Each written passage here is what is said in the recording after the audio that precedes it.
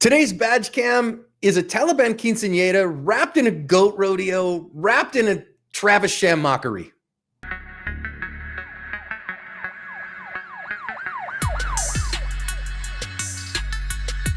Hi, everyone. Welcome to today's badge cam lesson here at Active Self-Protection. Hold on to your hats. This one's a doozy. I'm your host, John Correa. I'm your co-host, Mike Williver. Forgive my red face, but what John just said made me laugh. Today's video comes to us from Thermopolis, Wyoming. Whether you choose the new home defense model with an impressive 20-foot range, or the standard smaller discreet model, or the mid-size Mark III, Palm Pepper Spray is who I trust to give me something between a harsh word and a gun. Being able to bless someone with the hot sauce and break contact is an important tool in every self-defender's toolbox, so go hit the link in the description and pick some up. Thank them for sponsoring today's video. So this sergeant here, you can go read the news stories. I've linked them all in the description, has come to this McDonald's because he says he has probable cause to believe that there is meth dealing going on in there. Then this employee goes in and out of this bathroom. So the canine officer goes and looks in that bathroom and they find some methamphetamines. Well, a bunch of people have been in that bathroom, but he thinks that employee is the one who is dealing meth. So he starts asking him some questions. The guy gives him a little bit of a wrong name, like misspells his last name, and tells him that his birth date is a year off of when it is. So the officer wants him to submit to a drug test. He says no. And so then eventually the officer leaves. The guy leaves work early and goes home. Officer decides, you know what? I'm going to go and arrest that guy. Calls the county attorney. The county attorney says, nah, just cite him, man. Leave it alone. Just cite him. But he decides, no, he's going to go and arrest this guy, even though the county attorney says otherwise. He's going to come to the guy's front door. We have badge cam audio from here. Let's listen in.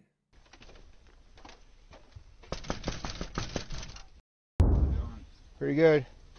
Can I talk to you, please? Yeah, we're talking right now. What's up? Come on.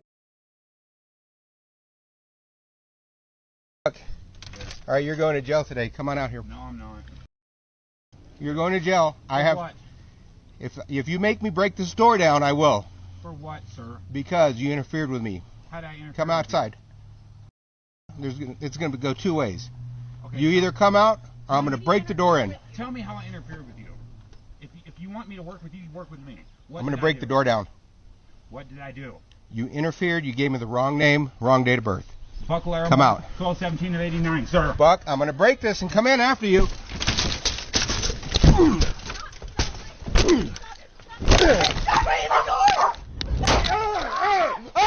Hey, stop! Stop!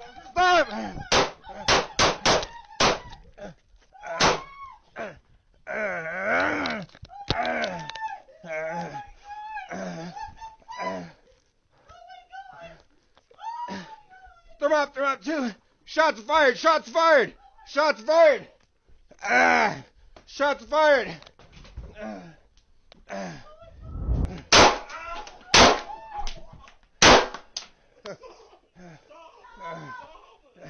Show me your hands! Show me your hands! Show me your hands! Show me your hands!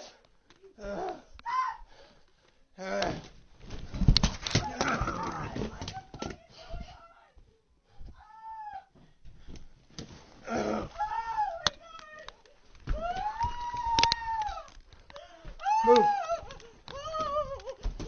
What are you doing?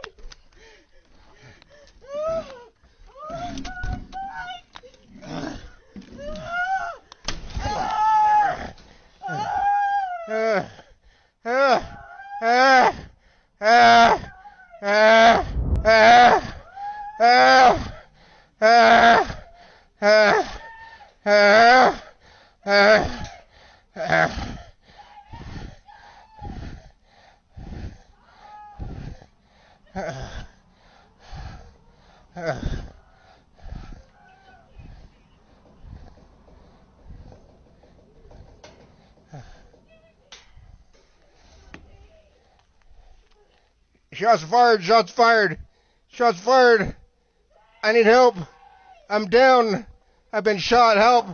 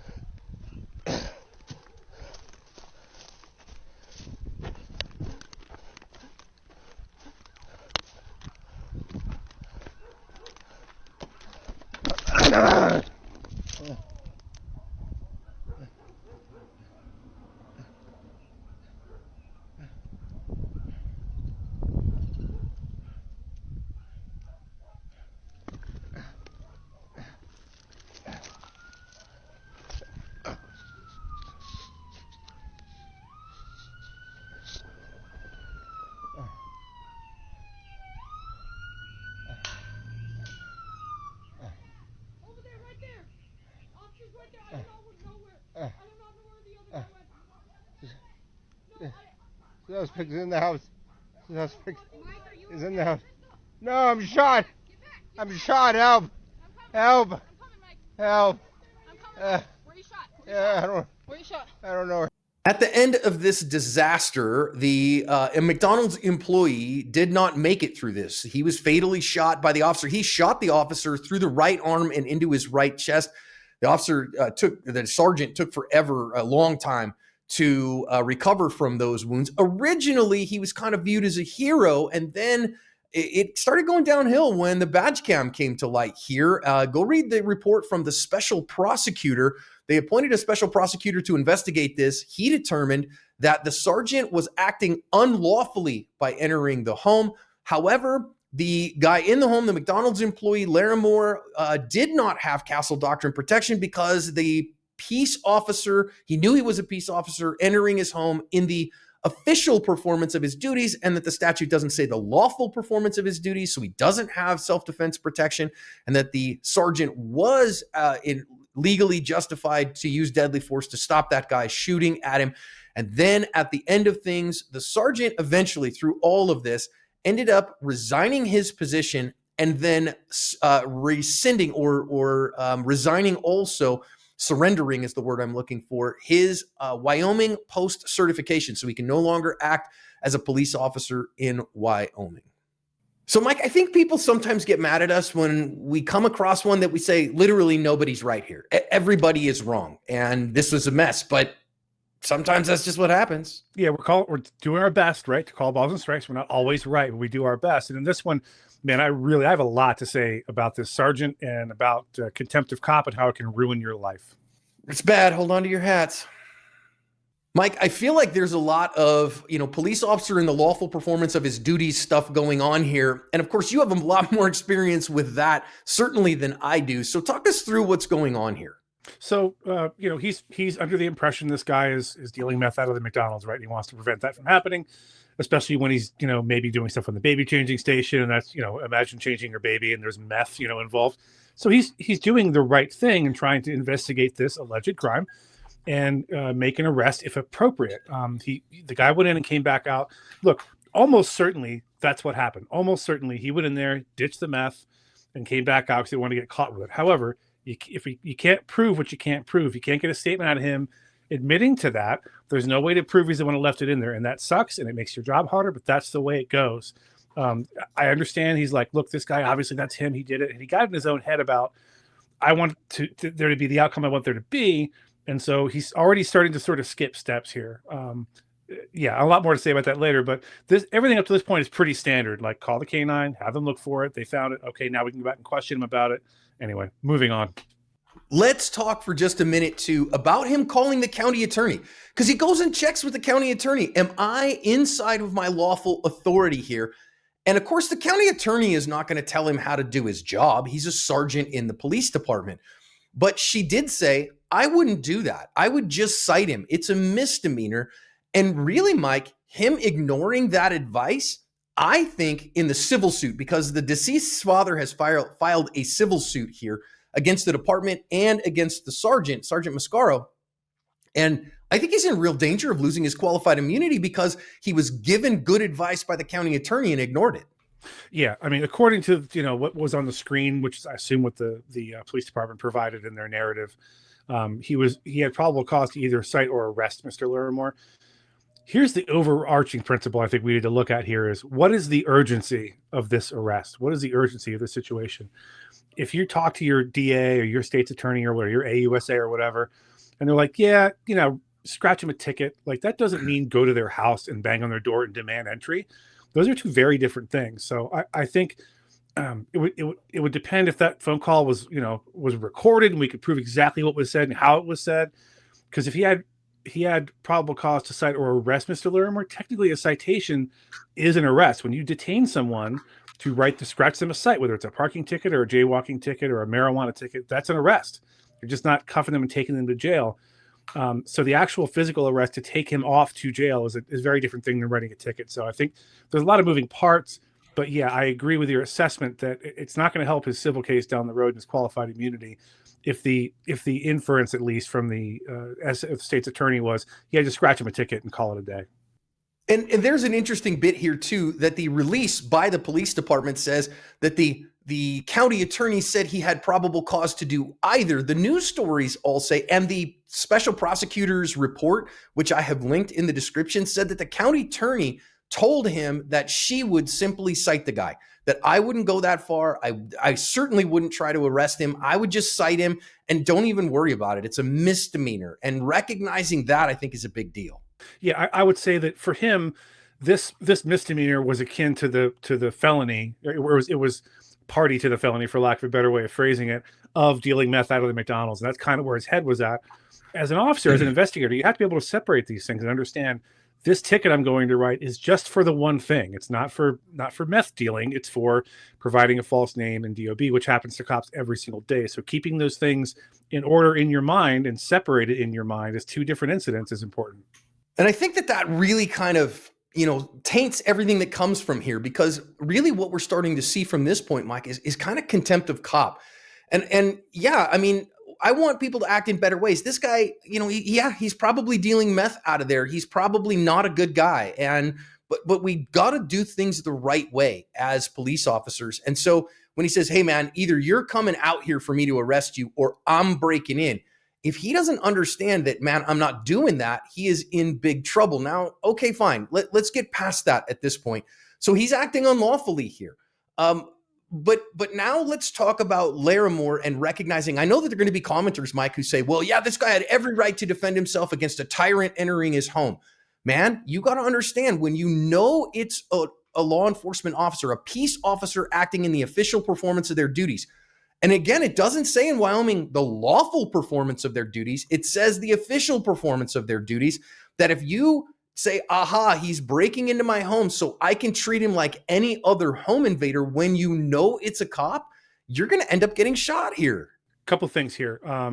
Look, this right now in this moment, this sergeant has no probable cause, maybe a slight bit of reasonable suspicion, no probable cause to believe that Mr. Larimore is dealing methamphetamine. He just has information that it might be happening. Someone said it's happening.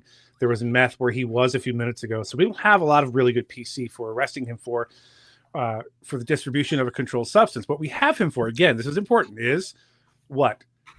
Misdemeanor obstruction, providing a false name and DOB. So the question then is, for the officer, for reasonability, is this worth me entering a residence without a warrant when I could have gone and gotten a arrest warrant for this misdemeanor, come back with help when there was help? There's no urgency here for this crime that we're actually investigating, which is the obstruction. There's no urgency to this where we have to do this right this minute. Go get a warrant, cover your P's and Q's. Then when you go through the door, it's legal to do so. All these sorts of things. As far as the occupant goes, you're right. People are going to be mad that we're not like, well, yeah, blow him away. He's breaking into your home. He's just a home invader with a badge at that point. Look, you can say that all you want. This is akin to, arguing, the law on the side of the road on a traffic stop. You can do it. You can refuse lawful orders, or that's not a lawful order. You can refuse to cooperate, but is it worth it? Was it worth it for Mr. Larimore in the end? I think his family would say, no, it wasn't. They would rather he were here rather than exercising his perceived right to shoot at a cop. I think both these guys are probably in the wrong, quite frankly. Well, I really think that's important. Everybody's in the wrong here. Okay. So there is no good guy in this case. You've got who probably is not a good dude, who probably is the guy that's dealing meth, but who is still acting within his rights to not submit himself to a drug test, to not answer questions, and to not open his door. The officer, doesn't have the right to break down his door. Okay, fine, but he's not a good guy. The Sergeant Mascaro here doesn't have the lawful right to enter the home, doesn't have the right to be doing what he's doing. So he's not doing right here either. And sometimes this is the way these things go down. And I hate that. I want us instead to make good decisions, especially our police officers. Act within your lawful authority, know when you don't have it, and then go do the things you need to do in order to be acting within the lawful authority that you have. Now I want to transition and talk about the actual gunfight a little bit. He comes in, dude's pointing a gun at him, and now our sergeant gets shot. Here's where, again, this stuff all goes south because his poor decision, his kind of anger at contempt of cop, no, I'm going to pursue this, ends up putting a bullet in him and costing him his career. I think it's too expensive, right? It's too much. And also, though, Mike, I do want to talk here from a tactical perspective. Dude's got the drop on him. You're breaking into somebody's house. You're busting down a door. You got to recognize you're trying to orient yourself to the problem. He knows where his problem is coming from, that door. And that's a great recipe to end up getting shot here. Another reason to not have done this so abruptly. This is, as I've said before, and I'll say again, and in fact, the next video we're doing is the same kind of thing. There is this this sense on the part of the officer that, no, I've been wronged. I told him to do this. He didn't do it.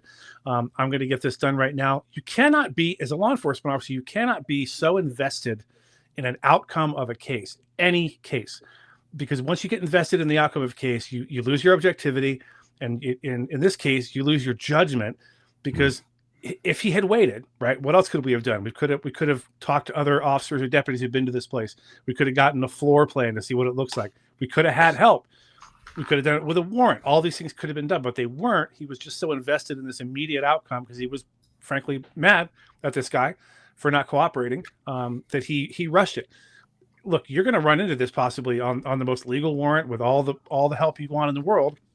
You're still going to run the risk of someone being in there laying in wait with a gun to shoot you. So, I mean, this could have happened either way. Wouldn't it be better if you A, had a warrant, and B, had help, and C, had time to prepare and plan and get a floor plan and all the other stuff? We didn't do any of that because we were way too invested in the outcome of this case. Yeah, he rushed it, right? I mean, again, get the warrant, wait till you've got backup. I know it's a small town, right? Thermopolis, Wyoming. And this was the first officer-involved shooting, I think, in the history of Thermopolis. Actually found this one. We just had an incident we covered on the channel out of Thermopolis. And in researching that one, I found this one. That's how I found it. It's literally the first one that they've ever had, and what a mess it is. So our sergeant here gets shot. And now, again, I do want to talk from a practical perspective here, and let's scrub the legal side of things here. Okay, the officer, the sergeant is shot. And now what? I do admire here that he stayed in the fight. I do admire, oh God, I'm hit. What am I going to do? Now I got to get my gun out. And thankfully, I think our sergeant is left-handed here, gets his gun out and into his left hand. Or I'm not positive if he was left-handed or if he transitioned to his support hand here. I wasn't able to find that information. If this was his support hand, Mike, I think that's even more crazy admirable to go support hand. Again, I'm not positive on that. I wasn't able to find that kind of information out. But now he does back off into a pretty good spot. And now he's got to take a single-handed, potentially support hand only shot. If this is support hand, it's literally the second time I've ever seen it happen. Now, his strong hand, he was able then to get the gun out with. But those marksmanship skills, I've never seen a private citizen use them. See them very rarely in officer-involved shootings. But, you know, when the lightning strikes, you better be able to do it. 100%. A couple things I want to say about this to add to what John just said is, you got to take your training seriously. So those transition drills, usually in LE, almost every qualification I've ever done involves transitioning. Don't mind my chewini. Involves transitioning from right to left hand, strong hand to weak hand or non-dominant hand, whatever you want to call it. Because this may happen. You may be, and we don't know if he's right-handed or left-handed, but let's assume he's right-handed. You may be called upon to make a shot with your offhand, one-handed. It's not ideal, but I don't want the first time you do it to be in the middle of a gunfight. Second thing, now there is a sense of urgency. The urgency is he is leaking, and he is leaking pretty bad. That when I saw that, I'm like, ooh, that does not look good. That gives me the icks, and I'm sure he saw that leak as well, and is under the impression, as I would be in this case, that I need to get this resolved quickly because otherwise I'm going to bleed to death. What are his options at this point? He's now backed himself into this corner.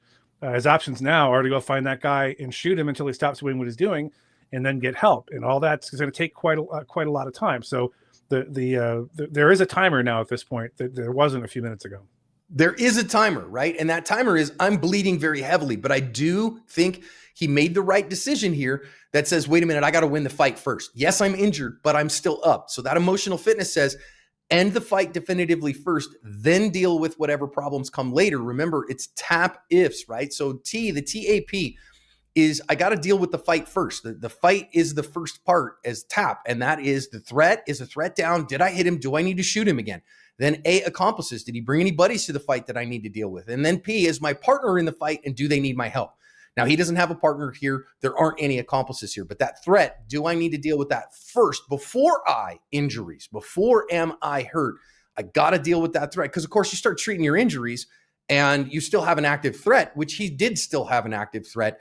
Well, that's a great way to die. Okay. And I'm grateful that the officer didn't. I'm grateful that the officer made it through this. Okay. That Sergeant Mascaro made it through this one, even though, again, he was acting unlawfully. Now, the special prosecutor said he was justified in defending himself against the deadly force of Larimore here, the guy that lives in this home, because, again, he doesn't have self-defense available to him because he used deadly force against a peace officer he knew was a peace officer who was in his official duties as a cop, even though they were being unlawful. So recognize for what that is. Now, there's that fairly significant injury that Mike was talking about there, that pretty significant stuff. And I'm going to say this, Sergeant Mascaro here drops his pistol and leaves it right there. Now, he's badly injured, may even think he's mortally wounded at this point. And again, trying to then transition this gun to my dominant hand and put it away in the holster may be the last thing on his mind. That said, I would want to keep that gun with me until I'm in a safe place, because I can't guarantee what's going on with the bad guy. So I certainly wouldn't leave it in the place where a bad guy might be able to pick it up, or at least I'm without it.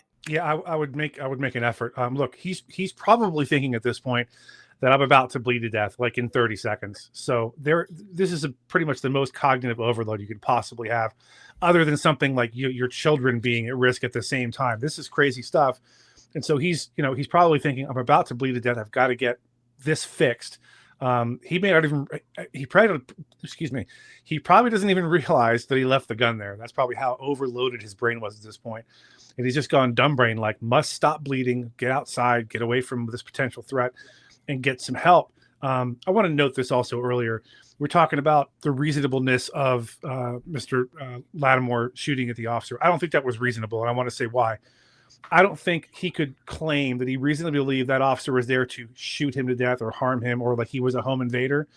I want to get this point across. So I don't think his shooting at the officer was reasonable, as it would be if it were just some random person breaking through the door. I wanted to get that out. Sorry. Well, and he said, I mean, the Sergeant Mascaro said, you're under arrest. I'm going to arrest you today. Not I'm breaking into your home to kill you. I am going to arrest you. And again, you fight these things in court, and you let your attorney say, hey, Your Honor, this was unlawful. This was an illegal search. This was an illegal entry into the home, and therefore probable cause dismissed. And the judge would have sided with Mr. Larimore in that.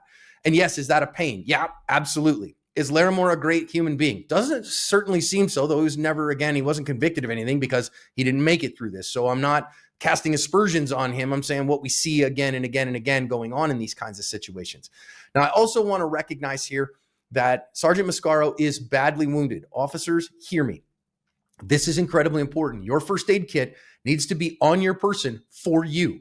This is the primary reason you keep your first aid kit on you, is for you, not in the car, not where you've got to go and with a sucking chest wound, you have to go and make a run to your patrol cruiser in order to get your first aid kit. You need to have that emergency first aid kit on your ankle or in a little pouch on your load-bearing vest where you know exactly how to get it. And again, a tourniquet is not going to help you in this case.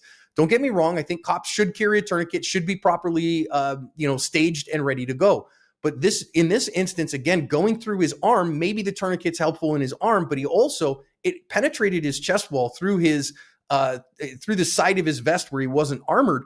And he needs a chest seal on that right now. And have you practiced with your chest seals? Do you know how to get one of those open? Are your chest seals staged appropriately? I certainly hope that yours is, and that you do pay attention to that stuff, because that kind of trauma medical, while he's waiting here, while he's waiting for backup to show up, while he's waiting in a rural environment, his blood is pumping out of his body, and it could have cost him his life, Mike. I'll make a comparison here, John, that I just came up with that I think is apt. I know you'll correct me if I'm wrong. Think of your tourniquet and your IFAK, your individual first aid kit, like your gun. What are the odds in your career that you're going to need to fire your gun at a bad guy in a gunfight?